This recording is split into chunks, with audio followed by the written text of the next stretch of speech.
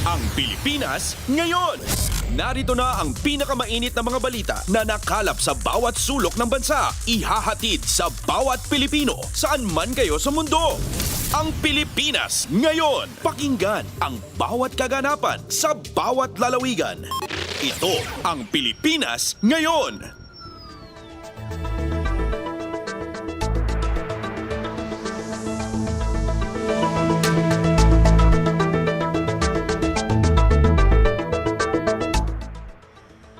Magandang araw po sa ating mga taga-subaybay sa ating programang Ang Pilipinas Ngayon. Ako po si Ven Blones. Samahan po ninyo ako sa kabuuan ng ating programa ngayong araw na ito. Kapapalooban pa rin po ng ilan sa mga mahalagang balita mula dito sa ating bansa. Kasama na ang mga segmentong Balitang Negosyo, Balitang Pampalakasan at Balitang Showbiz. Gayon din ang mga balita mula sa iba't ibang rehiyon at lalawigan sa ating bansa para sa ating regional news. Samantala, maaari niyo po kaming sundan sa aming Facebook page, ang Radyo Pilipinas World Service. Paki-follow, like at share na rin po. Ang tabayanan, sa inyo na sa ilang sandali ang kabuuan ng ating programang Ang Pilipinas Ngayon. Kumpleto, detalyadong balitaan, di papahuli sa mahahalagang kaganapan. Kamustahin ang inang bayan, ang Pilipinas ngayon.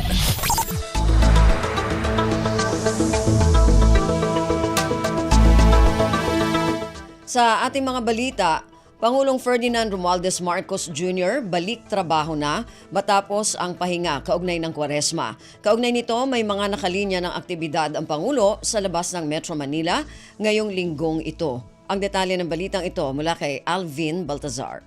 Matapos ang ilang araw na bakasyon itong nagdaang panahon ng Kwaresma ay inaasahang balik trabaho na din si Pangulong Ferdinand R. Marcos Jr. Bagamat walang abisong schedule para sa araw na ito ay may nakalinya na namang mga aktibidad bukas ang Pangulo labas ng NCR. Ito ay sa Misamis Oriental kung saan ay ilan sa mga sasandiang aktibidad ng Pangulo ay may kinalaman sa papasinayaang Port Extension Project at Regional Development Council meeting at iba pa. Pati araw ng Miyerkules ay may nakalinya na ding mga aktibidad ang punong ekutibo labas ng National Capital Region. Bukod sa lalawigan ng Laguna ay pupunta din ang Pangulo sa kanyang hometown na Ilocos Norte. Mula sa Palasyo ng Malacanang para sa Bagong Pilipinas, Alvin Baltasar, Radyo Pilipinas, Radyo Publiko. Pasada ng mga balita mula sa Pilipinas para sa mga Pilipino saan man sa mundo. Ang Pilipinas ngayon. Samantala, pagkatapos ng bakasyon kaugnay ng Kwaresma, sumabak na si Pangulong Ferdinand Romualdez Marcos Jr. sa isang sectoral meeting kasama ang mga opisyales ng ilang ahensya ng pamahalaan. Inaasahan namang maglalabas ng detalye ang Presidential Communications Office o PCO tungkol sa nasabing pagpupulong kung saan nagbibigay ng direktiba ang Pangulo sa mga may kinalamang ahensya ng pamahalaan. Bago ang bakasyon ng Kwaresma, pinangunahan ng Pangulo ang 7th National Task Force to End Local Communist Armed Conflict Executive Committee meeting.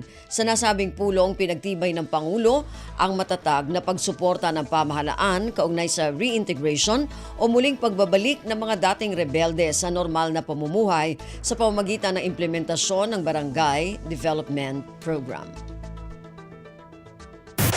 Ang Pilipinas ngayon, kasama si Ven Blones.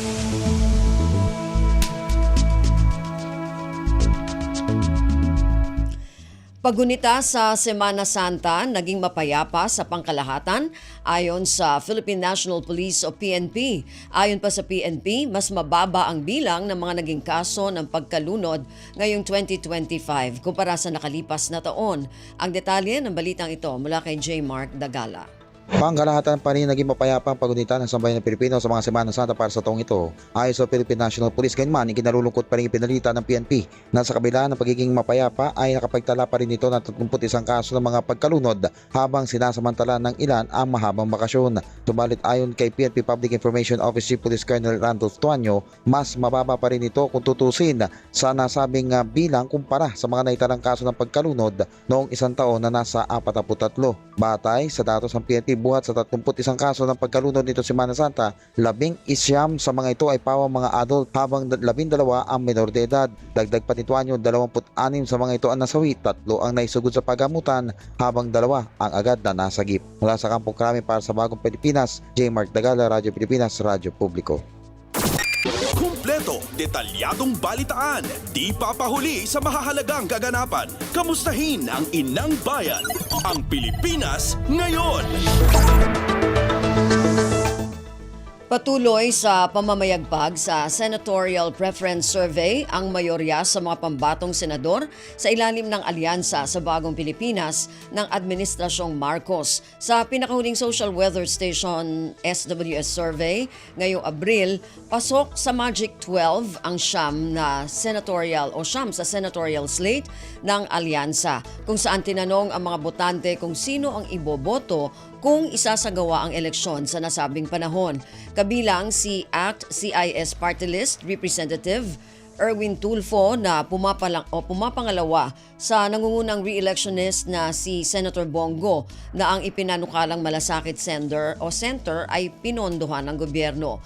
Pasok din sa top 5 sina Senator Lito Lapid, former Senate President Tito Soto at Senator Pia Cayetano. Nakuha naman ni Senator Bong Revilla Jr. ang ika-7 pwesto habang magkakasunod sa top 9 hanggang 12 sina Makati Mayor Abby Binay, Representative Camille Villar at mga dating Senador Ping Lacson at Manny Pacquiao. Isinagawa ang naturang survey mula Abril 11 hanggang 15 ngayong 2025 sa pamamagitan ng face-to-face interviews sa 1,800 na rehistradong botante sa bansa. Pasada ng mga balita mula sa Pilipinas para sa mga Pilipino saan man sa mundo. Ang Pilipinas ngayon. Philippine National Police o PNP sinisigurong huhubaran ng maskara ang nasa likod ng pagpatay sa isang Chinese businessman at driver nito. Ayon kay PNP Chief Police General Romel Francisco Marbil, naresolba na ang kaso matapos maaresto ang mga suspek sa pagdukot at pagpatay sa negosyante na si Anson Ke. Ang detalye ng balitang ito mula kay J. Mark Dagala. Tiniyak ng Philippine National Police o PNP na huhubaran nila ng maskara mastermind sa pagdukot at pagpatay sa negosyante si Anson Ke, gayon din sa driver nitong si Armani Pabilio. Ito ang inihayag ni PNP Chief Police General Romel Francisco Marbil. Makaramang papurihan nito ang mabilis sa pag-aresto sa mga nasa likod ng krimen. Nakatunayan lang na pagiging epektibo ng pulisya sa pagresolba ng mga karumal-dumal na krimen. Binigyan din pa ng PNP Chief na naresolba na ang kaso, na ihatid na rin ang katarungan. Sabay giit nito ay hindi isang kidnap for ransom kundi isang calculated kidnap for hire operations. Dagdag pa ng Marbil na sa sandali may sampana ang kaso ay kanila nang papangalanan sa publiko ang itinuturong utak sa krimen, alinsunod na rin sa kahilingan ng pamilya. Magugunit ang hawak na ng pulisya ang iba pa mga suspect sa krimen gaya nila David Tan Liao alias Xiao Chang at Michael Yung ng bawang mga Chinese nationals. Gayun din ang mga kasabot itong Pilipino sa sila Raymart Katekista at Richard Tan Garcia alias Ricardo Austria David na mga naaresto naman sa Rojas sa Palawan noong Abril 18. Mula sa Kampong Krami para sa Bagong Pilipinas, J. Mark Dagala, Radyo Pilipinas, Radyo Publiko. Ang Pilipinas ngayon, kasama si Ben Blones. Pagkaaresto sa mga suspek sa pagpatay sa Chinese businessman na si Anson Ke, pinuri ng Kamara. Ayon sa mga mambabatas, patunay lamang ito ng pagnanais ng Administrasyong Marcos Jr. na mapanatili ang kaligtasan ng mga komunidad. Ang detalye ng balitang ito mula kay Kathleen Forbes. Pinapurihan ni na Speaker Martin Romualdez sa Taco Bicol Party List Representative Elizaldico ang PNP sa mabilis na pagkakaaresto ng mga suspect sa pagpatay sa Chinese businessman na si Anson Ke at kanyang driver na si Armani Pabilio. Ayon kay Romualdez, ipinapakita nito ang determinasyon ng Administrasyong Marcos na maghatid ng hustisya at protektahan ng publiko laban sa organisadong krimen. Dagdag pa niya na ang mabilis na pagresolba sa kasong ito ay pagpapakita ng matibay na pamumuno ng Pangulong Ferdinand R. Marcos Jr. at ang kanyang dedikasyon sa pagpapanatili ng kaligtasan ng ating mga komunidad.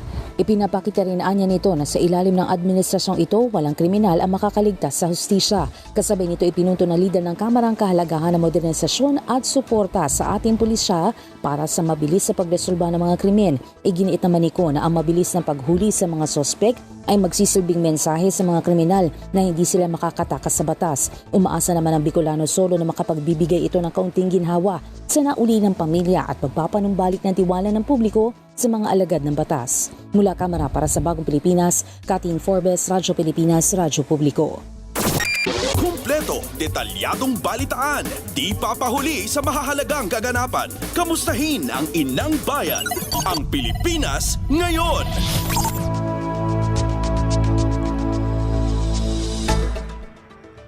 First Lady Liza Araneta Marcos pinangunahan ng ocular survey sa Cebu para sa mga posibleng pagdausan ng Association of Southeast Asian Nations o ASEAN Summit meeting sa 2026. Matatandaan na magsisilbing host country ang Pilipinas para sa nasabing okasyon.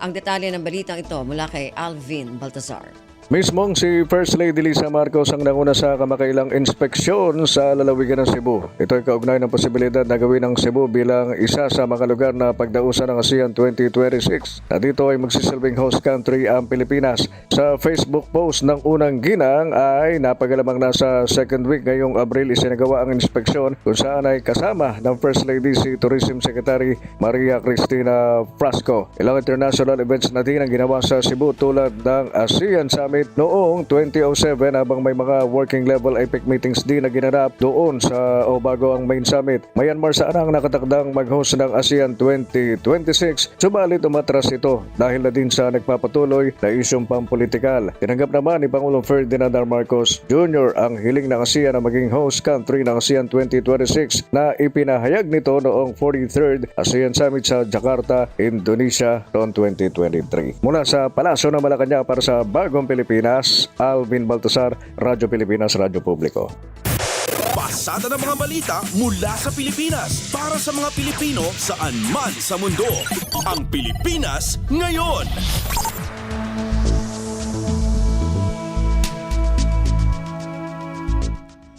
Matagumpay na nagtapos ang makasaysayang tri-country port visit ng Philippine Coast Guard na BRP Gabriela Silang sa huling destinasyon nito sa Da Nang City, Vietnam. Mula Abril 14 hanggang 17 pinangunahan ni Captain Elizer Ibarrientos ng PCG ang misyon na nagpatibay sa ugnayan ng Pilipinas at Vietnam sa larangan ng maritime cooperation. Bahagi ng aktibidad ang courtesy calls, professional exchanges at joint search and rescue exercise kasama ang Vietnam Coast Guard. Ang port visit ay kasunod ng naunang pagbisita sa Thailand at Malaysia at bahagi ng patuloy na pagtutulungan sa ilalim ng ASEAN Coast Guard Forum. Ngayong umaga ang pagbalik ng BRP Gabriela Silang sa Pilipinas, dala ang mas pinatibay na ugnayan, karanasan at panibagong pangako tungo sa mas ligtas at maayos na rehiyon. Ang Pilipinas ngayon, kasama si Ben Blones. Department of Human Settlements and Urban Development o DHSUD planong pabilisin ang pag-usad ng pambansang pabahay para sa Filipino Program o 4PH sa Kamaynilaan. Kaugnay nito sinabi ng DHSUD na nalalapit na ang turnover ng mga pabahay sa San Mateo, Rizal, San Fernando City sa Pampanga, Davao City at Tagoloan, Misamis Oriental. Ang detalye ng balitang ito mula kay Mary Ann Bastasa. Plano ng Department of Human Settlements and Urban Development o DSUD na pabilisin pa ang usad ng konstruksyon sa mga pabahay na nasa ilalim ng pambansang pabahay para sa Filipino Program o 4PH sa National Capital Region. Ayon kay DSUD Secretary Jose Rizalino Acuzar, tuloy-tuloy ang development ng ilang 4PH projects sa Metro Manila kung saan ang ilan ay nasa advanced stages na ng konstruksyon. Sa labas naman ng NCR, may mga actual housing units sa ilalim ng 4PH ang na-turnover na, kabilang ang Sapalayan at Bacolod. Malapit na rin ang turnover sa mga pabahay sa San Mateo Rizal, San Fernando City sa Pampanga, Davao City at Tagloan sa Misamis Oriental. Pagtitiyak naman Secretary Acuzar, tututukan ng pagpapabilis ng 4PH projects sa NCR dahil dito, may pinakamaraming informal settler families na prioridad ng programa. Kabilang sa ongoing 4PH project sa Metro Manila ay nasa Caloocan City, sa Maynila, Quezon City at San Juan City. Matatanda ang bagong Holy Week break ay nag-inspection rin si Secretary Acuzar sa ongoing na Port Town Housing Project sa Parola, Tondo at sa 4PH project site sa Quezon City. Mula sa DSUD para sa Bagong Pilipinas, Marian Bastasa, Radyo Pilipinas, Radyo Publiko. Kumpleto, detalyadong balitaan, di papahuli sa mahahalagang kaganapan. Kamustahin ang inang bayan, ang Pilipinas ngayon.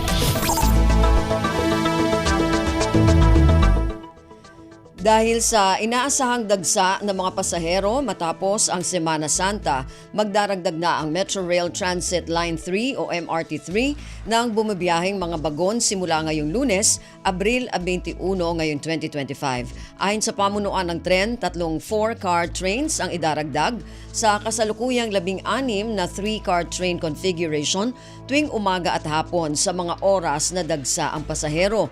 Dahil dito magkakaroon ng kabuuang 20 tren na bumabiyahe sa MRT3 kapag peak hours. Ang dagdag ng mga bagon at extended weekday operating hours ay alinsunod sa direktiba ni Transportation Secretary Vince Dizon na pagaanin ang karanasan ng mga pasahero.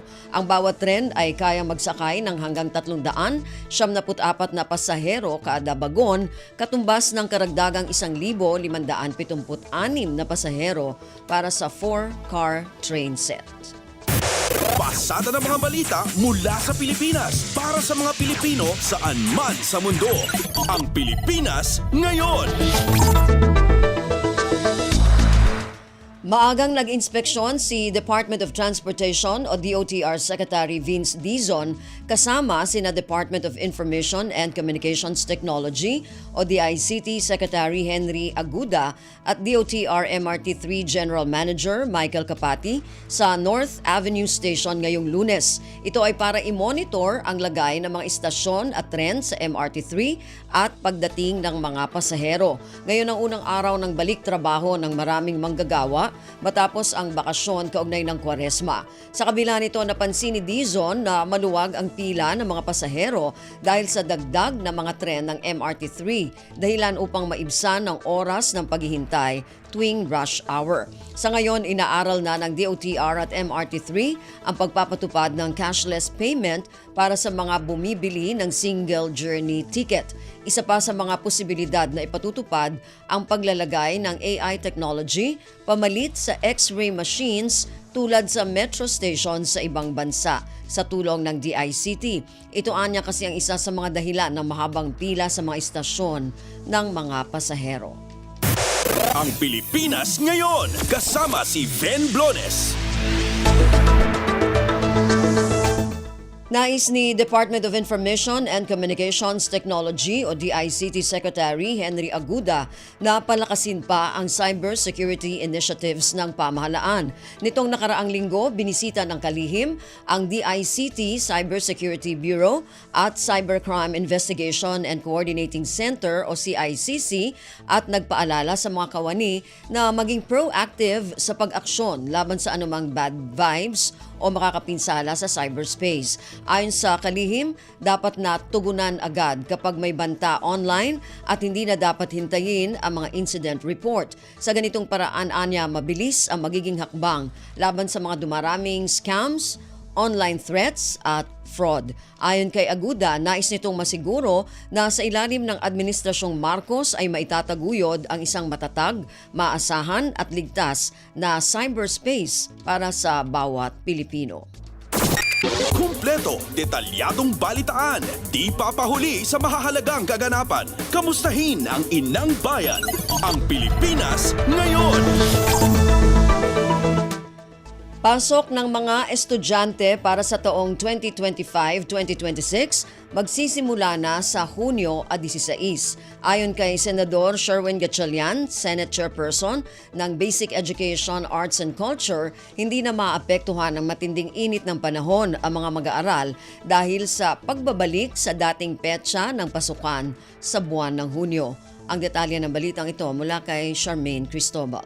Magbubukas na sa June 16 ang klase para sa school year 2025 to 2026. Ayon kay Senador Sherwin Gatchalian, ang proseso sa pagbabalik ng old school calendar ay mainam upang hindi maapektuhan ng mga estudyante ng matinding init ng panahon. Dagdag pa ni Gatchalian, ito ang hudyat ng pagbabalik normal sa sektor ng edukasyon matapos ang nagdaang pandemya. Aasahan din ang pagpapatuloy na implementasyon ng matatag curriculum sa susunod na pasukan.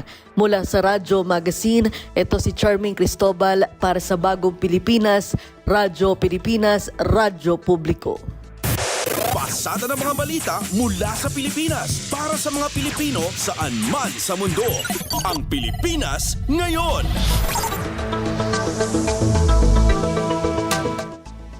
Inaasahan ang pagbubukas ng Balikatan 2025 exercises sa Campo Aguinaldo ngayong umaga kung saan magtitipon-tipon ang mga sundalong Pilipino kasama ang mga tropa mula Amerika at Australia. Kaugnay nito nakatakdang pangunahan ni na Department of Foreign Affairs o DFA Secretary Enrique Manalo at United States Ambassador to the Philippines Mary Kay Carlson ang pagbubukas ng pinakamalaking pagsasanay militar sa pagitan ng Pilipinas at ng Amerika. Hindi lamang pisikal na lakas ang ipakikita sa nasabing pagsasanay kundi ang mas matibay na kooperasyon at alyansa katuwang ang iba pang mga bansa sa rehiyon ng Indo-Pasipiko. Ayon kay Balikatan Exercise Director at Spokesperson Brigadier General Michael Lohico, tinatayang nasa 14,000 ang inisyal na lalahok sa pagsasanay. Ang pagsasanay ay sasabayan ng mga observer mula sa mga bansang Canada, Germany at United Kingdom. Tampok sa pagsasanay ang Integrated Air and Missile Defense, Maritime Strike at Counter-Landing Live Fire Exercises na bahagi ng mas malawak na Combined Joint All-Domain Operations. Kasado na rin ang Multilateral Maritime Event na unang beses lalahukan ng Japan Maritime Self-Defense Force. Ang Pilipinas ngayon kasama si Ben Blones.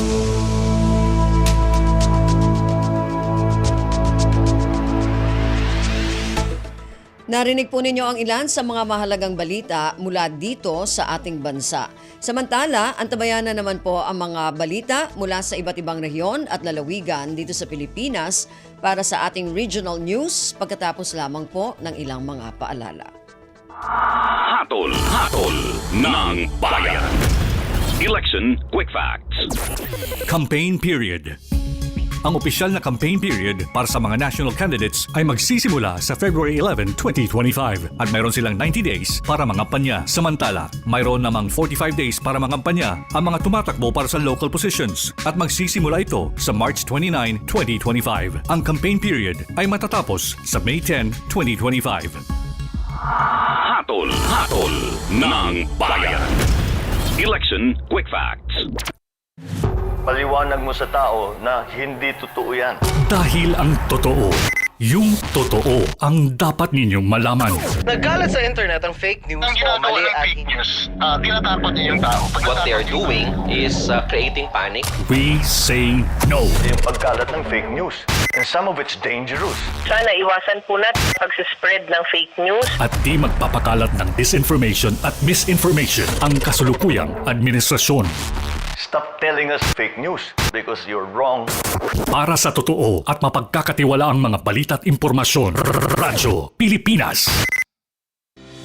Sa kanyang SONA noong 2023, iniulat ni Pangulong Ferdinand Marcos Jr. ang pagbaba ng presyo ng mga gamot. Ang presyo ng mga mahalaga at pangunahing gamot ay bumaba ng humigit kumulang ng 40%. Mayroon ding iba na bumaba na hanggang 70%. Nais ng Pangulo na magpatuloy ito, kaya't sa kanyang direktiba inilunsad ang Pharma Zones sa pangangasiwa ng Philippine Economic Zone Authority o PEZA. Paliwanag ni PEZA Director General Tereso Panga. Meron na tayong pinakaunang pharma park sa Tarlac. Ang akala kasi ng iba, we're just into medical devices. Pero actually, we're already into drug manufacturing. Sa Pharma Zones, mapapabilis ang proseso ng drug manufacturing. Magiging mas mura at accessible ang mga gamot. Ito ang hangad ng Pangulo para sa mamamayang Pilipino. Sa nagbabagong Pilipinas, patuloy ang trabaho, patuloy ang pagbabago.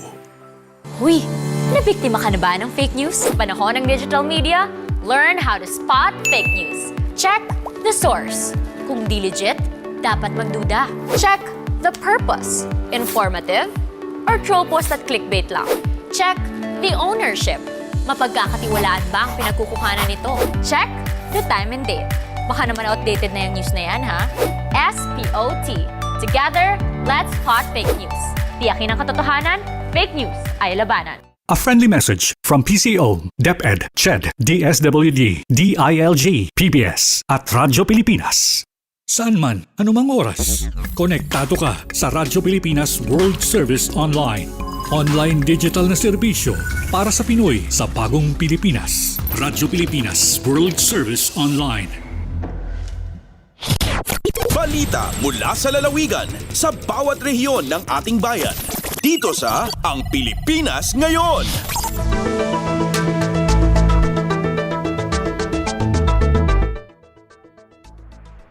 Nagbabalik po ang ating programang Ang Pilipinas Ngayon. Samantala, dumako na po tayo sa ating mga regional news. Unahin natin ang mga balita mula sa rehiyon ng Luzon. Mula sa Tuguegarao, halos 500 persons deprived of liberty o PDL sa Region 2 handa nang bumoto para sa midterm elections. Ang detalye ng balitang ito mula kay April Racho. Sisasagana itan ti Bureau of Jail Management and Penology wenno BJMP Region 2 para iti panagbotos dagiti persons deprived of liberty wenno PDL iti umadani a national and local elections. Impakaamo ni Assistant Regional Director for Administration Jail Superintendent Juliet Miranda nga adat na mandaran a komite amang ipatungpal kadagiti na duma-duma a preparasyon ken mangsigurado iti kinasagana ti ahensya para iti eleksyon. Adapay maaramid kinunan na a dry run tapno sigurado ti kinaurnos ti panagbobotos into Mayo 12. Iti panakitinulong da iti Commission on Elections wenno COMELEC sigon kini Miranda adat PDL Special Precincts akada ito ikatapalubusan dagiti innom a jail facilities a pagbutusan dagiti 2 gasot 30 ket 4 a balod. Impaganetget pa iti opisyal amang masigurado ti integridad ti panagbobotos iti pasilidad da agsipod ta adat agbantay nga special canvassers a naggapo iti COMELEC. Malaksid iti daytoy adat 2 gasot 65 nga iruwar ken maipan kadagiti nabigbig a polling precincts iti ruwar ti pagbaludan partikular kadagiti pagadalan. Manipod siya dati Tuguegarao dahiti ni April sa Lucan Racho para iti Radyo Pilipinas World Service. Balita mula sa lalawigan sa bawat rehiyon ng ating bayan. Dito sa Ang Pilipinas Ngayon. Maraming salamat, April. Yan ang ulat mula sa Tuguegarao. Samantala, mula sa Baguio, 110 persons deprived of liberty pa rin sa Baguio City Jail, kwalipikadong bumoto ngayong Mayo 12. Ang detalye ng balitang ito mula kay Jong Munar. Dumalo niti sa nga gasot ken sa nga polo nga persons deprived of liberty sa Baguio City Jail Male Dormitory iti kwalipikado nga botos into May 12, 2025 midterm elections. Sigon kini Jail Chief Inspector John Wylan Lapon, warden iti Baguio City Jail Male Dorm, nagati kwalipikado nga botantes ket nagrehistro iti naipatungpal nga Commission on Elections mobile registration iti uneg mismo iti pasilidad iti napalabas nga tawen. Nagpanawagan met iti warden kadagiti nga kandidato iti national ken lokal apanggapda nga kampanya iti uneg iti City Jail ang mga patulod da iti surat iti administrator iti City Jail tapno may schedule iti kayat da nga aktibidad. May palagip nga pinaglubusan iti COMELEC dagiti persons deprived of liberty partikular dagiti sanpay nakadngan iti kaso naipila kontra kadakwada nga botos iti napili da national ken lokal a kandidato. Manipod Radyo Pilipinas Baguio, Jong Munar ng ipadamag para ti Radyo Pilipinas World Service. Balita mula sa lalawigan sa bawat rehiyon ng ating bayan. Dito sa Ang Pilipinas Ngayon.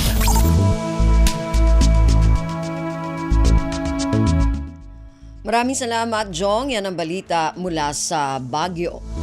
Samantala, dumako naman tayo sa Palawan. Palawan, posibleng maging retirement destination na sa Pilipinas. Ang detalye ng balitang ito mula kay Goody Sarsagat. Papabaskigan ang gobyerno ang probinsyang Palawan ang pag-asikaso sa mga agri-retire nga mga dayo sa probinsya matapos nga makipagtrato sa Philippine Retirement Authority o PRA sa isarang Memorandum of Agreement o MOA. Ingko ni ang PRA CEO ig General Manager Beto Sosobrado nga tingidigi itatabid andang ring ibida ang Palawan bilang retirement destination sa Pilipinas. Aparat da si Provincial Tourism Officer Maribel Bunyi nga mag-aabri diya i-oportunidad sa pag-angat sa ekonomiya, pagdagsa i-investment igangati ang turismo sa probinsya. Sa dadi, may diyandeng sobra 300 ka mga dayong mga retiro ron ang agapaglugaran sa Palawan na may ti sa kabilugang Boracay ang diya sa nasyon nga aga sobra sa 60 karibo retirees. Tulad datuman inganyo isusobrano ang lokal nga gobyerno ang Palawan nga ikonsidera ang pagkakatiner i-retirement village o township nga may mga amenities nga ikalakalipay ng mga dayong retirees. Sa Pilipinas lamang ang ma-incheck sa may matamang dayong retirado ron nga aga star sa Pilipinas. Ing dasuna ng South Koreans, ikatlo ang Indians, ing pang-apat ang mga Filipino-Americans nga alyagden agbalik ig magretiro sa Pilipinas. Alindigi sa Puerto Princesa City, Palawan, Goody Sarsagat para sa Radyo Pilipinas World Service. Balita mula sa lalawigan sa bawat rehiyon ng ating bayan. Dito sa Ang Pilipinas Ngayon. Baywatch Patrol isinagawa ng Coast Guard Catanduanes para matiyak ang seguridad ng publiko. Mula sa Palawan, dumako naman tayo ngayon sa Virac. Ang balitang yan ihahatid sa atin ni Rosie Nieva. Katakutan oplan biyaheng ayo, summer vacation o Sumbak 2025, nagkondusir nin Baywatch Patrol ang Coast Guard Station Catanduanes nga ning masyerto ang seguridad kan mga nagkakarigo sa dagat, mga biyahero asin bilog na komunidad. Nagdeploy man ning mga tauhan sa mga pangenot na lugar, araw kan mga beach asin tourist spots nga ning magkondusir nin Sea and Land Patrol, magtabang sa mga beach goers asin biyahero, asin magpanginumdom dapit sa seguridad. Mahigot man ang koordinasyon kan PCG sa mga lokal na otoridad asin resort operators nga ning malikayan ang mga aksidente asin tulos na makaresponde sa mga emerhensya. Padagos ng Coast Guard Station Catanduanes sa honestong pagserbi para maprotektahan ang buhay asin mamantinir ang seguridad sa kadagatan sa bilog na probinsya. Gikan sa RP Virac, ako si Rosie Nieva para sa Radyo Pilipinas World Service. Balita mula sa lalawigan sa bawat rehiyon ng ating bayan. Dito sa Ang Pilipinas Ngayon. Maraming salamat, Rosie. Yan ang balita mula sa Virac at kabuuan na balita mula sa rehiyon ng Luzon. Samantala, dumako naman tayo sa rehiyon ng Kabisayaan mula sa Cebu. Summer Sports and Performing Arts Workshop ng lokal na pamahalaan ng Talisay, Cebu magsisimula na. Ang detalye ng balitang ito mula kay Jessa Agua Ilanan.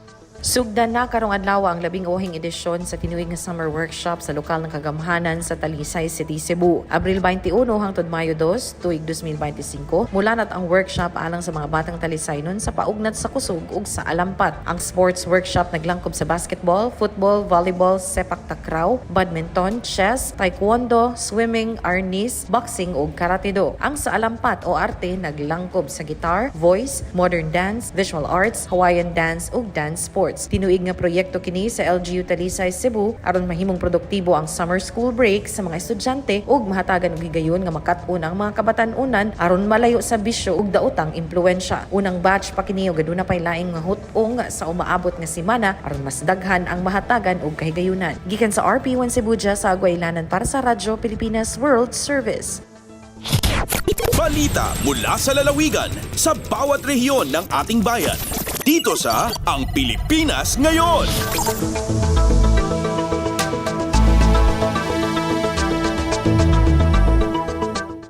Maraming salamat, Jessa. Yan ang ulat mula sa Cebu at kabuang ulat mula sa rehiyon ng Kabisayaan.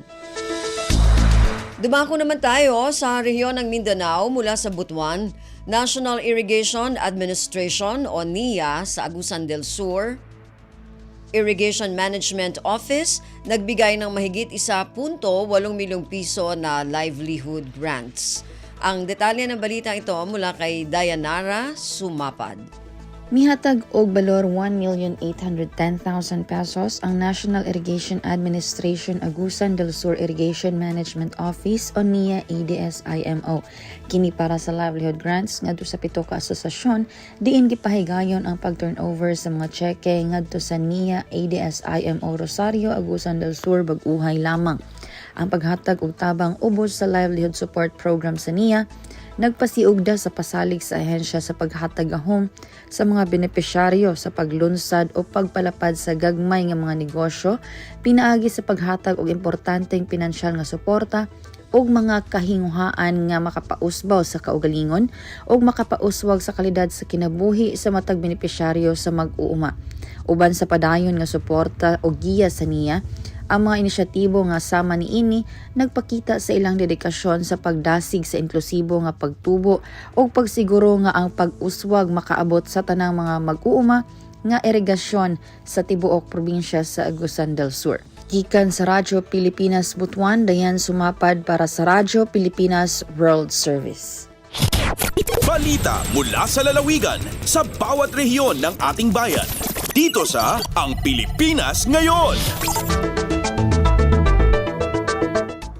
Maraming salamat, Dayanara, mula dyan sa Butuan. Samantala, dumako naman tayo ngayon sa Marawi. Bangsamoro Marawi Rehabilitation Program. Pansamantalang sinuspindi ang Housing and Social Services dahil sa election ban. Ang detalye ng balitang ito mula kay Johania Yusuf. Ito kawan na Bangsamoro Marawi Rehabilitation Program o di na MRP kung madaklataw so kita targan pasin ko Housing ag Social Services ay pamagayran para kung mga internally displaced person sabab ko keep to 9 ka Section 261 ang mapapadalam ko pangitaban na Omnibus Election Code. Makatatana sa giyang kaya pangitaban so di ka kapakay o kapag usara ko pamira ka na gobyerno o di na public fund makasulod so patpolo aguli magawi ko dapan kauma o kambutuwa o di na election. Si ko BARM MRP Advisory piyakatanera na miyang nisran sa exemption sa Commissions on Election, kaaniran mitataro sa serbisyo kung madaklataw ugaid na nanayampan sa desisyon na COMELEC. Ugaid na sukapturi mayran sa application na itataros dun, sabab si inapengni na BARM MRP kung madaklataw sa kasabutikiran. Yes, si Johania Yusuf puun sa Marawi para sa Radyo Pilipinas World Service. Balita mula sa lalawigan sa bawat rehiyon ng ating bayan. Dito sa Ang Pilipinas Ngayon.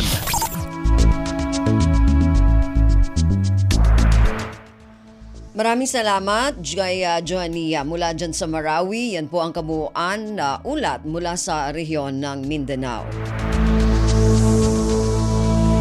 Narinig po ninyo ating regional news para sa araw na ito. Kalipunan ng mga balita mula sa iba't ibang rehiyon at lalawigan dito sa Pilipinas. Samantala, antabayan na naman po ang ating mga segmentong Balitang Negosyo, Balitang Pampalakasan at Balitang Artista sa pagbabalik ng ating programang Ang Pilipinas Ngayon. Hatol ng Bayan. Election Quick Facts. Gun ban. Mula January 12 hanggang June 11, 2025 ay iiral ang gun ban sa buong bansa kasabay ng pagpasok ng election period para sa 2025 midterm elections na gaganapin sa May 12. Ang mga lalabag ay papatawan ng parusang pagkakakulong sa loob ng 1 hanggang 6 na taon, permanent disqualification from public office, at aalisan ng karapatang bumoto. Samantala, ang mga dayuhan naman na mahuhuli ay ipadireport matapos ang kanilang pagkabilanggo. Hatol ng Bayan. Election Quick Facts. Pinangunahan ni Pangulong Ferdinand R. Marcos Jr. ang paglulunsad ng Agri-Puhunan at Pantawid Program sa Mindanao para bigyan ng tulong ang ating mga magsasaka na itinuturing na isang haligi ng ating ekonomiya. Sa ilalim ng Agri-Puhunan at Pantawid Program, maaari na po kayong makahiram ng puhunan hanggang 60,000 piso sa mababang interes na 2% kada taon. Bukod rito, siniguro rin ng Pangulo na buo ang suporta ng pamahalaan at binigyan din na ang bawat isa ay may pagkakataong maging maginhawa ang pamumuhay sa bagong Pilipinas. Sa panahon naman ng pagtanim hanggang sa pag-aani, makakatanggap din po kayo ng tulong pantawid na nakakahalaga ng 8,000 piso tuwing unang linggo sa loob ng 4 na buwan. mamamahagi rin po kami ng Interventions Monitoring Card o IMC. Sa tulong nitong IMC, mabibigyan po kayo ng input credit upang makabili kayo ng dekalidad, abot kayang farm input mula sa ating DA accredited na mga merkado. Mamamahagi rin po tayo ng mga makinaryang pangsakahan na inaasahan, mapapataas pati ang inyong ani at ang inyong kita. Para sa iba pang mga balita at impormasyon, manatiling nakatuto. Tapat sa pag-uulat. Radyo Pilipinas, Radyo Publiko, 738.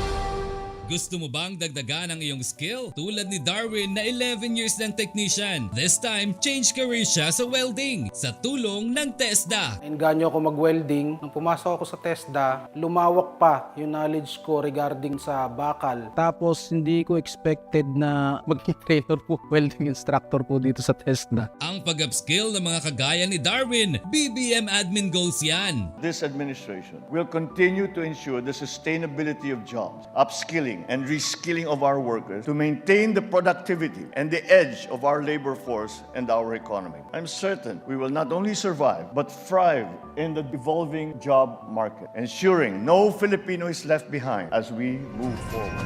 Bawat buhay ay mahalaga sa Administrasyong Marcos. Kaya makakaasa ang bawat Pilipino na kaagapay nyo ang pamahalaan sa bago ninyong simula. Paliwanag mo sa tao na hindi totoo yan. Dahil ang totoo, yung totoo ang dapat ninyong malaman. Nagkalat sa internet ang fake news o mali at tinatapon niyo yung tao. what they are doing is creating panic. We say no. Yung pagkalat ng fake news. And some of it's dangerous. Sana iwasan po natin pag-spread ng fake news. At di magpapakalat ng disinformation at misinformation ang kasulukuyang administrasyon. Stop telling us fake news because you're wrong. Para sa totoo at mapagkakatiwalaang mga balita at impormasyon, Radyo Pilipinas. Radyo Pilipinas World Service Online. Reaching you in digital format. Anytime, anywhere. From Manila, Philippines. Lagay ng ekonomiya, kalakalan, negosyo at iba pa. Atin ang alamin dito sa Ang Pilipinas Ngayon.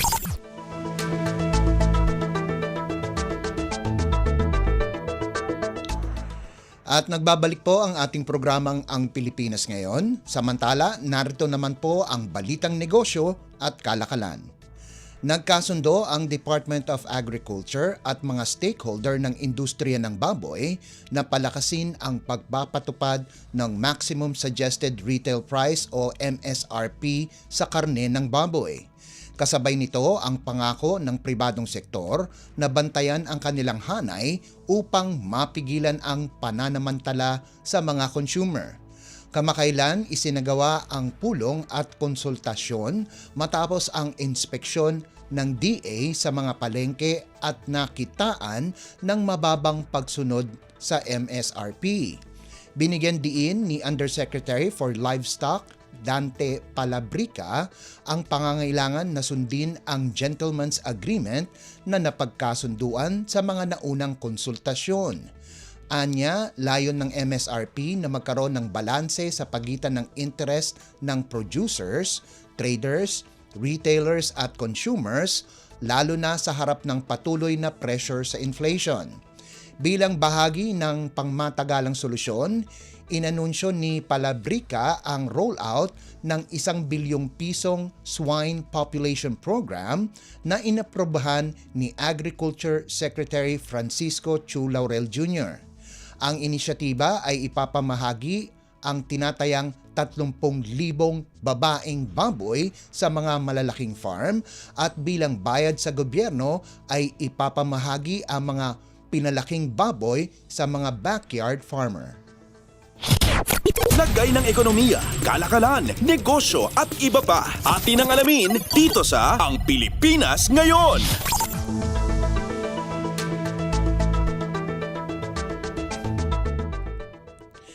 Pumalo na sa 2.2 milyong mga sako ng palay ang nabili ng National Food Authority o NFA sa mga magsasaka sa unang quarter ng 2025.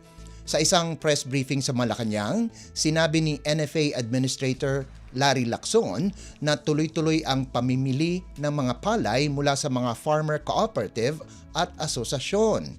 Kaugnay nito, nagpatupad anya sila ng Fast Lane program para sa maliliit na magsasaka.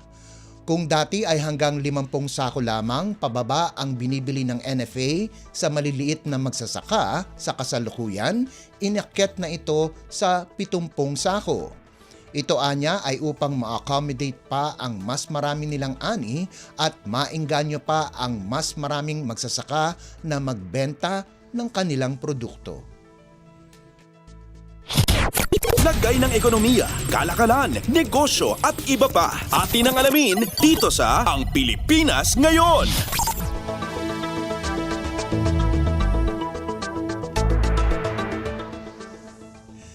Samantala, pinangako ni na Agriculture Secretary Francisco Chu Laurel Jr.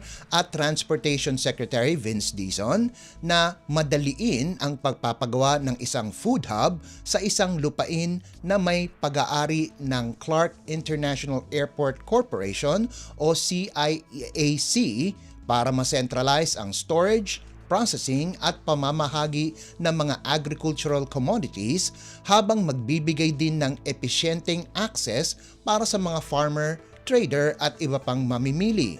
Sa isang site inspection kasama ang mga opisyal ng CIAC, kinumpirma ni Secretary Chu Laurel na nasa 47 ektarya ang kinilala bilang food hub at dinagdag na ang unang pagpapagawa sa unang 12 ektarya ay nagkakahalaga ng nasa 2 bilyong piso.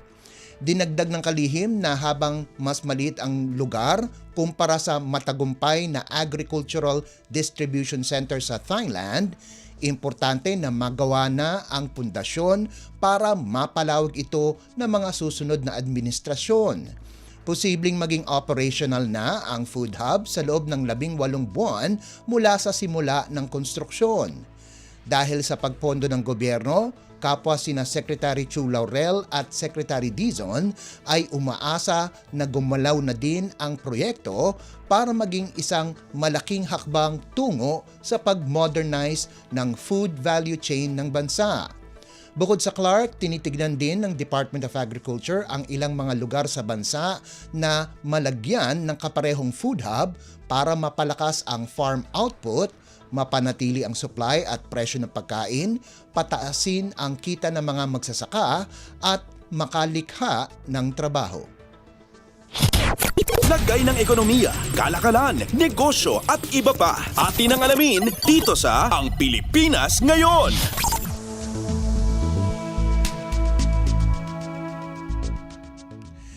Matapos ang Holy Week maintenance ay balik na muli sa operasyon simula ngayong Lunes ang buong linya ng MRT-3. Sa abiso ng pamunuan ng tren, muli nagsimula ang unang biyahe ng tren bandang 4:30 ng umaga sa North Avenue Station at 5:05 naman sa Taft Avenue Station. Samantala, extended pa rin ng 1 oras ang schedule ng huling biyahe kung saan ang huling tren ay aalis sa North Avenue Station ng 10:10 ng gabi at 11:09 sa Taft Avenue Station. Mananatili rin heightened alert sa buong linya para matiyak ang ligtas na biyahe ng mga pasahero. Kaugnay nito, nagpasalamat ang MRT-3 management sa lahat ng engineers, consultants, housekeeping personnel at technicians na naglaan ng kanilang oras para sa taunang maintenance works sa buong subsystems ng linya. Samantala, balik na rin sa regular na operasyon ang LRT Line 2 matapos ang matagumpay na taunang maintenance activities na isinagawa noong Semana Santa.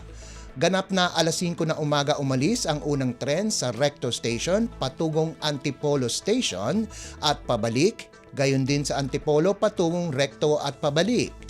Nagpaabot naman ng pasasalamat si Light Rail Transit Authority o LRTA Administrator, Attorney Hernando Cabrera sa lahat ng mga kawani nito na nagtrabaho sa kabuuan ng Semana Santa. Naging matagumpay anya ang isinagawa nilang maintenance activities sa kabila ng matinding init, pagod at puyat, magampanan lamang ang kanilang tungkulin. Lagay ng ekonomiya, kalakalan, negosyo at iba pa. Atin ang alamin dito sa Ang Pilipinas Ngayon.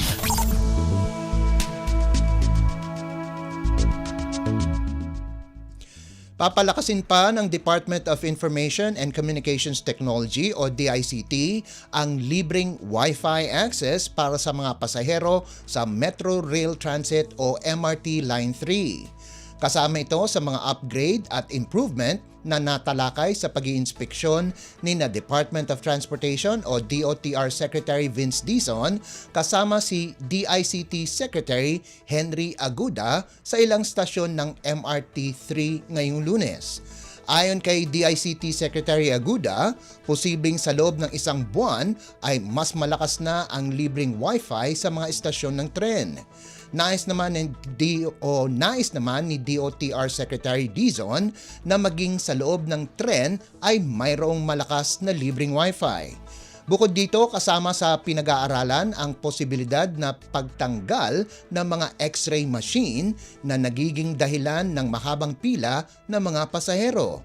Target din na mailarga na ang tap and pay sa QR code na lang sa cellphone ang gagamitin para magbayad sa pagpasok sa stasyon ng MRT3. Nagpahayag naman ng suporta sa planong ito si General Manager Kapati na akma rin anya sa kanilang kasalukuyang plano na mapabuti ang karanasan ng mga pasahero kabilang na ang pinalawig na oras ng operasyon at pagdagdag ng mga tren na bumabiyahe tuwing rush hour. Lagay ng ekonomiya, kalakalan, negosyo at iba pa. Atin ang alamin dito sa Ang Pilipinas Ngayon.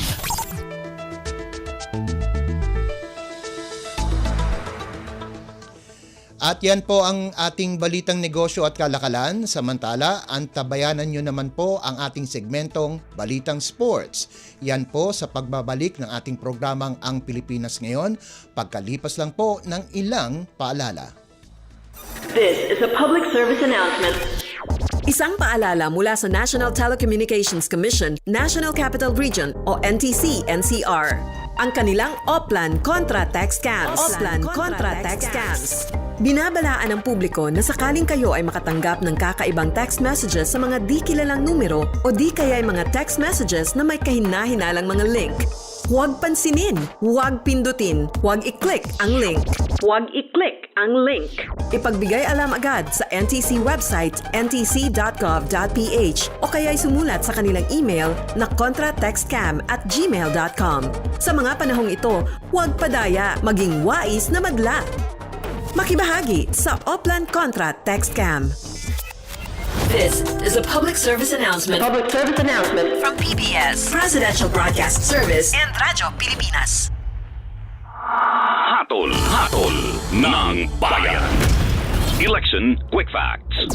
National and local positions. Sa darating na May 12, 2025 midterm elections, ang bawat botanteng Pilipino ay pipili ng mga bagong leaders para sa national and local positions kabilang ang 12 senators, members of the House of Representatives, at party list representatives at local government officials gaya ng governor, mayor, board members at councilors. Kasabay nito ay idiraos rin ang kauna-unahang Bangsamoro Parliament elections kung saan 25 members of the parliament at 40 party representatives ang ihahalal ng ating mga kapatid sa BARMM. Hatol ng Bayan. Election Quick Facts. Sa pagkamit ng kapayapaan at pagkakaisa, pinaigting pa ni Pangulong Ferdinand R. Marcos Jr. ang police visibility sa bansa. Gumagamit ng crime map ang pambansang pulisya upang matukoy ang mga lugar na kinakailangan ng dagdag puwersa. Mula July 2022 hanggang November 2024, nakapagtala ng 75,000 na krimen, mas mababa sa higit 238,000 noong 2016 hanggang 2018. We are on track towards a safe, secure, and empowered bagong Pilipinas.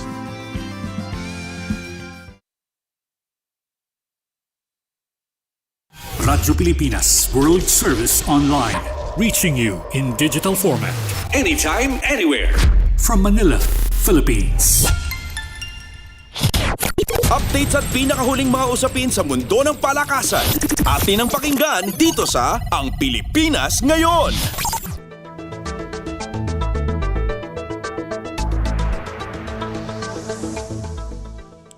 At nagbabalik po ang ating programang Ang Pilipinas Ngayon. Narito naman po ang Sports Balita. Dinominan ng PLDT ang Queensland Pirates ng Australia 25-19, 25-12 at 25-12 nitong linggo sa pagbubukas ng 2025 AVC Champions League na ginanap sa PhilSports Arena.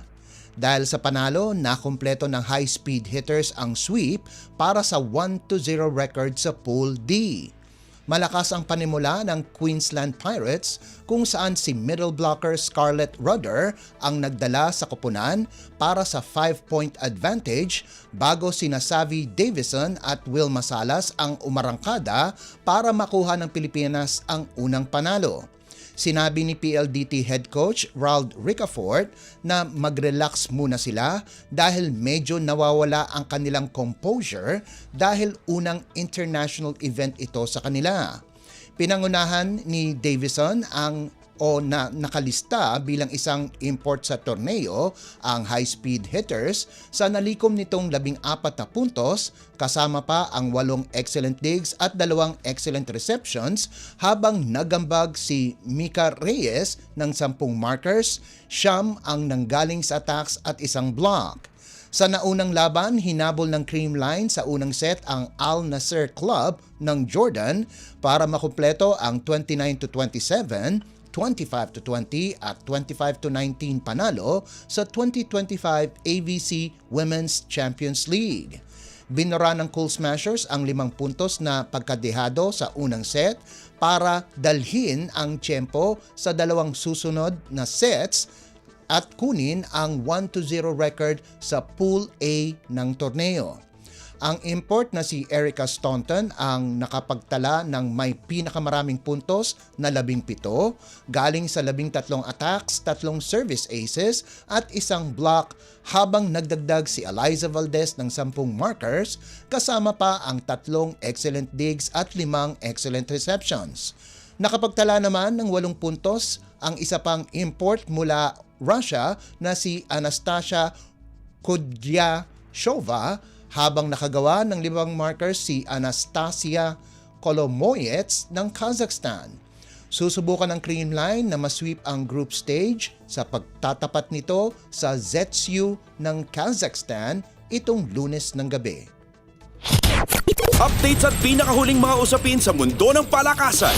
Atin ang pakinggan dito sa Ang Pilipinas Ngayon.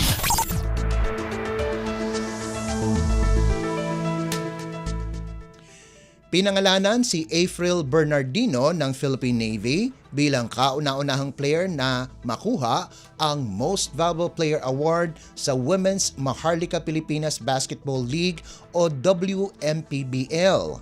Nakalikom si Bernardino ng kabuang 448 statistical points kung saan nakapag-average ito ng impresibong 20.14 points, 11.43 rebounds, 5.3 assists, 5 steals at 2.4 blocks kada laro sa Invitational Tournament.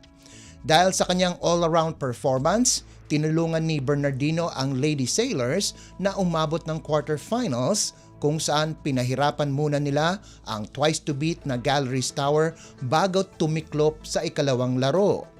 Naitala ng 3-time Southeast Asian Gold Medalist at 3-time UAAP Most Valuable Player ng National University na si Bernardino ang kauna-unahang triple-double sa WMPBL at nakapagrehistro ng may pinakamaraming steals sa isang laro.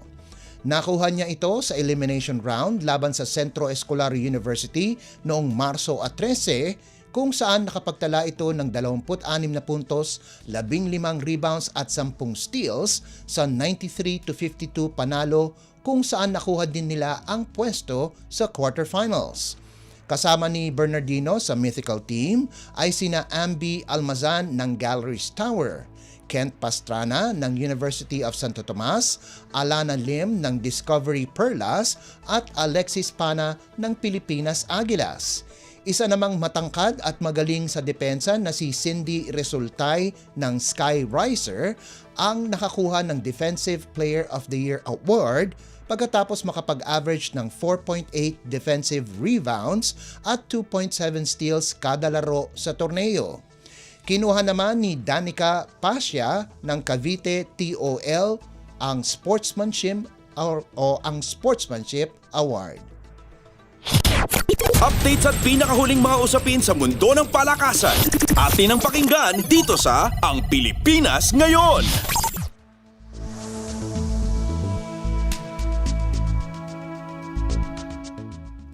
Nag-commit ang 4 na miyembro ng juniors team ng University of Perpetual Help System Delta para maglaro sa senior squad ng NCAA Season 100.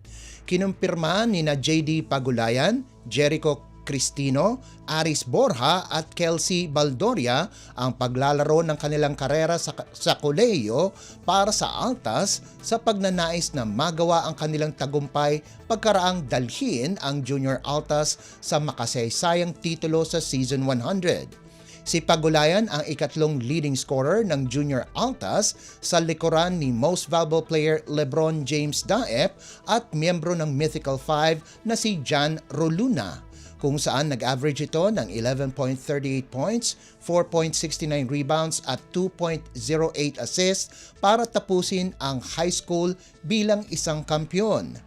Makakasama muli ng 19 anyos na forward ang kanyang dating high school teammate na si Mark Goho Cruz sa seniors. Samantala, ang 6'3" na si Cristino ay nagpakita ng kanyang taglay at nakuha ang Most Improved Player Award pagkatapos ang ranking na ika-76 noong season 99 ay naging ika-14 na player na ito ngayong taon. Nakuha din ng Altas sa kanilang frontcourt ang commitment ng dalawang big man na sina Borja at Baldoria na inaasahan na magbibigay ng tangkad at enerhiya para sa rotasyon ni head coach Olsen Racela. Makakasama ng tambalan sa frontline sina JP Boral, Eman Pizarro at Jericho Nunez. Habang nakapagdesisyon na ang apat, si Roluna at point guard IC Kalyangan ay hindi pa nagsasabi kung ano ang kanilang balak. Updates at pinakahuling mga usapin sa mundo ng palakasan. Atin ang pakinggan dito sa Ang Pilipinas Ngayon.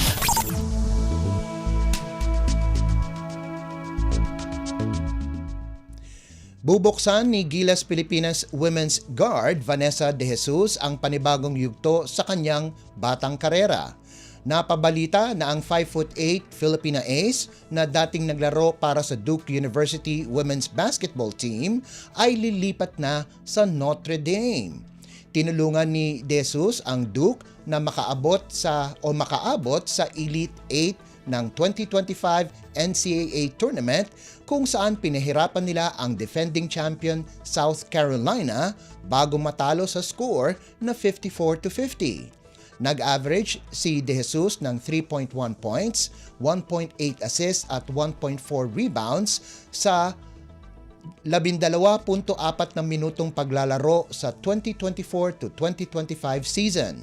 Naglaro ang Gilas Guard sa Duke ng 4 na seasons, subalit na sideline noong 2023 to 2024 dahil sa isang knee injury. Samantala, may 1 taon na collegiate eligibility pa si De Jesus sa Notre Dame.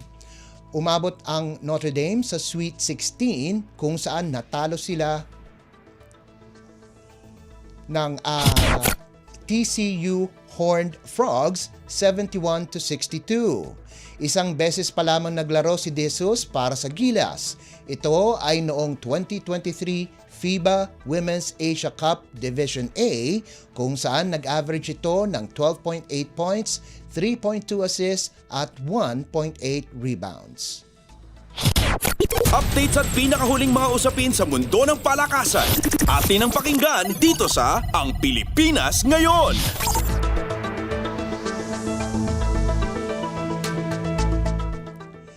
At yan ang pinakahuling balita sa larangan ng palakasan. Ito po si Leo Magpayo. Samantala, susunod naman po ang balitang artista na ihahatid sa inyo ni Steph Vicente sa pagbabalik po ng ating programang Ang Pilipinas Ngayon pagkalipas lang po ng ilang paalala. Stop and Spot. Paano tayo makasisigurong legit ang impormasyong nababasa natin sa social media? Spot the source. Hindi porke nag-viral, totoo. Kaya laging i-fact check ang impormasyong nakuha at tukuyin kung credible ba ang sources ng mga ito. Spot the purpose. Hindi lahat ng nakapost ay may mabuting hangarin. Ang iba ay may intensyong makapanira lamang. Kung sa inyong palagay ay hindi nakatutulong para sa mas nakararami ang impormasyon, huwag na itong i-share para hindi na magdulot pa ng gulo o pagkalito. Spot the ownership. Legit o edit? I-double check kung totoong nanggaling sa mga legit news providers ang impormasyon dahil baka edited lamang ito ng kung sino para magpakalat ng fake news. I-check muna ang kanilang mga official social media platforms para makasiguro. Spot the time. Updated ka nga ba? O baka outdated na yung balitang na-share mo? Siguraduhin na tingnan mabuti rin ang month, day at year ng impormasyong inyong binabasa upang hindi maging sharer ng mga lumang balita. Let's be part of the solution. We can be warriors against disinformation and misinformation. Maging mapanuri sa lahat ng oras. A message from Presidential Communications Office, Department of Education, Commission on Higher Education, DILG, DSWD, Presidential Broadcast Service at Radyo Pilipinas. Hatol ng bayan. Election Quick Facts. Gun ban. Mula January 12 hanggang June 11, 2025 ay iiral ang gun ban sa buong bansa kasabay ng pagpasok ng election period para sa 2025 midterm elections na gaganapin sa May 12. Ang mga lalabag ay papatawan ng parusang pagkakakulong sa loob ng 1 hanggang 6 na taon, permanent disqualification from public office, at aalisan ng karapatang bumoto. Samantala, ang mga dayuhan naman na mahuhuli ay ipadireport matapos ang kanilang pagkabilanggo. Hatol ng bayan. Election Quick Facts. Radyo Pilipinas World Service Online. Reaching you in digital format. Anytime, anywhere. From Manila, Philippines. Ang latest, ang hottest sa showbiz and entertainment. Heto na sa Ang Pilipinas Ngayon. Magandang araw! Nagbabalik na po ang ating programang Ang Pilipinas Ngayon at narito na ang paboritong segmento ng mga chismoso at chismosa, ang segmentong Balitang Artista. Narito muli ang inyong chika Dora Steph Vicente upang hatid ang mga pinakamainit na showbiz balita para sa araw na ito. Hindi ko na patatagalin pa ang ating introduction at simulan na natin ang ratsyada ng mga chika. Ang latest, ang hottest sa showbiz and entertainment. Heto na sa Ang Pilipinas Ngayon. Ibinunyag ni Richard Merck na ikinasal sila ni national artist Nora Honor. Quote and unquote, "Mahaba ang pinagsamahan namin. I felt really sad." Yan ang tugon ni Richard nang tanungin ng entertainment press tungkol sa naramdaman niya nang mabalitaan ang pagpanaw ng superstar. Pagpapatuloy ni Richard, quote and unquote, "Well, I was asking myself what happened. Ang sagot lang ni Matet is, complication, so I won't ask anymore. So sayang nga we lost a superstar, I lost my ex-wife, we were married, in Vegas. So we were not divorced, we never went to Vegas to divorce, so malungkot." Ang tanong naman, ano-ano ang mga fond memory niya kay Ate Guy? Quote and unquote, many. Beautiful music na collab nila. Sabi pa nga ni Richard, quote and unquote, "Hindi lang yon, we would talk at nights about movies, what to do, she would ask me to act." Yan ang nakangiting pagbabalik tanaw nito ngang si Richard Merck. Ang latest, ang hottest sa showbiz and entertainment. Heto na sa Ang Pilipinas Ngayon. Samantala, papasukin rin ni Binibining Pilipinas Intercontinental 2022 na si Gabriel Basiano ang pag-aartista. Kung atin pong matatandaan, hinirang din itong si Gabriel bilang Binibining Pilipinas first runner-up noong 2021. Sabi nga niya, gustong-gusto raw niyang gumanap na kontrabida sa teleserye at pelikula. Quote and unquote, I'm very, very open na pumasok sa show business. Yan ang panimula ni Gabriel o Gabby to her friends sa beauty pageants and modeling industry. Quote and unquote, kasi I'm really craving for experience and gusto ko talagang maging kontrabida. Kasi for me, hindi pa ganoon kadami yung talagang tumatatak na kontrabida na talagang pag sinabing kontrabida, siya. So, I kind of want yung ganong challenge na ikaw yung next. Yan ang paliwanag niya.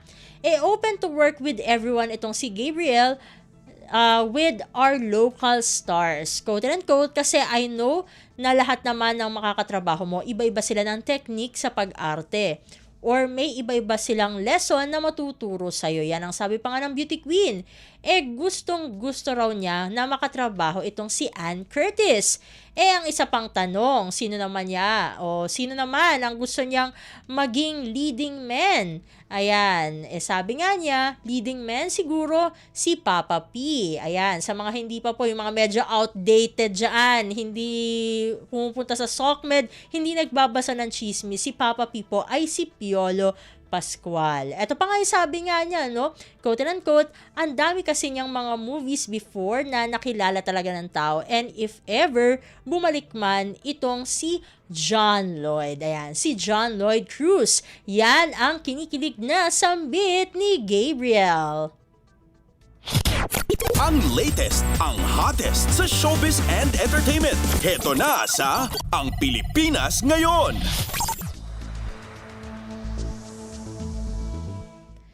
Sa iba pa nating mga chika, binalikan ni Charis Solomon ang pagsali niya sa Season 4 ng Starstruck The Next Level noong 2006. Siya pala ang unang contestant na na-eliminate. Pero after 19 years bukod, syempre kay Paolo Avellino, si Charis na lang sa mga babaeng contestant ang visible o nakikita sa show business. Mas nakikita pa nga siya kesa sa 4 na nanalo sa Starstruck Season 4 na sina Aldru Abrenica na siyang naging ultimate hunk, Jewel Mish na naging ultimate sweetheart, at sina Chris Bernal at Mart Escudero na naging ultimate love team. Ayan, kung hindi po tayo nagkakamali, yung Starstruck Season 4, yan yung unang edition ng Starstruck na hindi natali dun sa ultimate male survivor at ultimate female survivor yung bansag dun sa mga naging winner.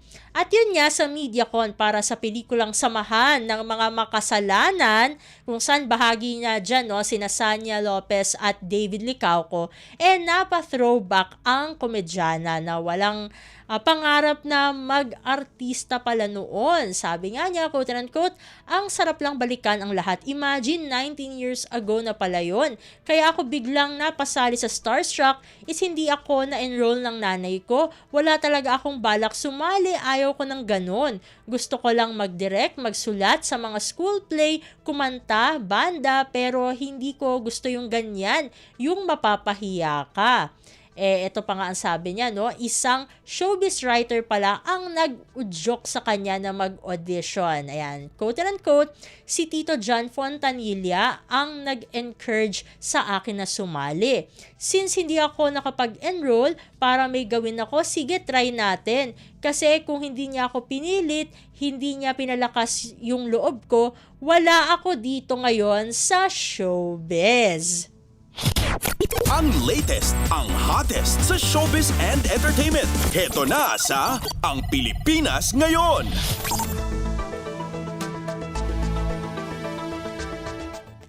At sa pagtatapos ng ating segmento mula sa heavy drama na kapuso teleserye na Pulang Araw, kasama naman ngayon, no? Tulad ng ating nabanggit kanina, si Sanya Lopez sa comedy movie na Samahan ng Mga Makasalanan. At sa trailer ng pelikula, no, Kung hindi nyo pa napapanood yung mismong movie, may eksenang ipinakita ni Sanya ang kanyang pagiging sexy. Ayan, kwento ng kapuso actress, quote-unquote, ako, dito si Mila, syempre ang tawag ng bayan sa kanya, tukso ng bayan, yun ang tawag sa kanya. At isa rin ako sa talagang taga Santo Cristo na magdududa kay Reverend Sam tungkol sa gusto niyang maging o gusto niyang gawing misyon. Ang tinutukoy niyang Reverend Sam ay ang pangunahing karakter sa pelikula na ginagampanan ng pambansang Ginoo na si David Licauco. Sabi nga ni Sanya, na alam naman natin kapatid ni Jack Roberto na ex-boyfriend ng ka-love team. Talagang kinonect the dots na natin, no? Ng ka-love team ni David Licauco na si Barbie Forteza. Ito ang sabi nga ni Sanya, quote-unquote, so ngayon, dahil nga tukso ako ng bayan, malalaman natin dito kung ako ba yung tutulong sa misyon ni Reverend Sam o ako yung tutulong para maging miyembro si Reverend sa mga makasalanan. Ayan, sa mga hindi pa nanonood, siguro panoorin nyo na para malaman nyo kung ano ba ang talagang kaganapan ni Sanya dyan sa samahan ng mga makasalanan. Ang latest, ang hottest sa showbiz and entertainment. Heto na sa Ang Pilipinas Ngayon.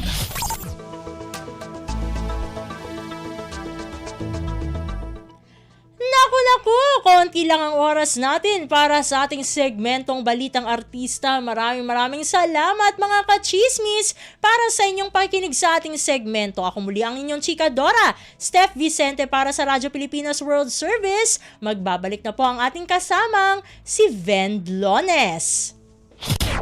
Ang latest, ang hottest sa showbiz and entertainment. Heto na sa Ang Pilipinas Ngayon.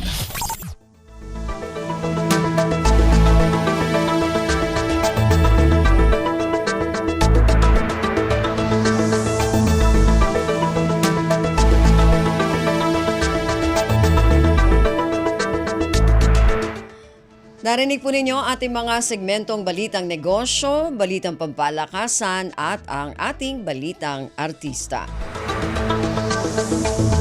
At yan po ang kabuuan na ating programang Ang Pilipinas Ngayon. Magpapasalamat muna tayo sa mga nakasama natin sa ating programa ngayong araw na ito. Sa ating mga executive producer, kina Stephanie Vicente at Jerome Toledo. Sa mga nakasama natin sa ating technical side, kina Susan Aison, Milo Jonella, Hero Lucero at Anthony Pimentel. Maraming salamat din sa mga kasamahan natin na nag-ulat para sa ating mga segmento sa ating Balitang Pampalakasan at Balitang Negosyo kay Leo Magpayo, sa ating Showbiz Balita kay Steph Vicente, sa mga kasama natin na nag-ulat mula sa iba't ibang rehiyon at lalawigan dito sa Pilipinas para sa ating Regional News at sa ating Station Manager na si Mr. Ray Sampang. Hanggang sa susunod na edisyon na ating programang Ang Pilipinas Ngayon, ako pong muli si Ven Blones. Maraming salamat po at mabuhay po tayong mga Pilipino. At yan ang Pilipinas Ngayon. Muling samahan si Ven Blones sa parehong oras at alamin ang pinakahuling mga kaganapan at balita saan man kayo naroon. Ang Pilipinas Ngayon.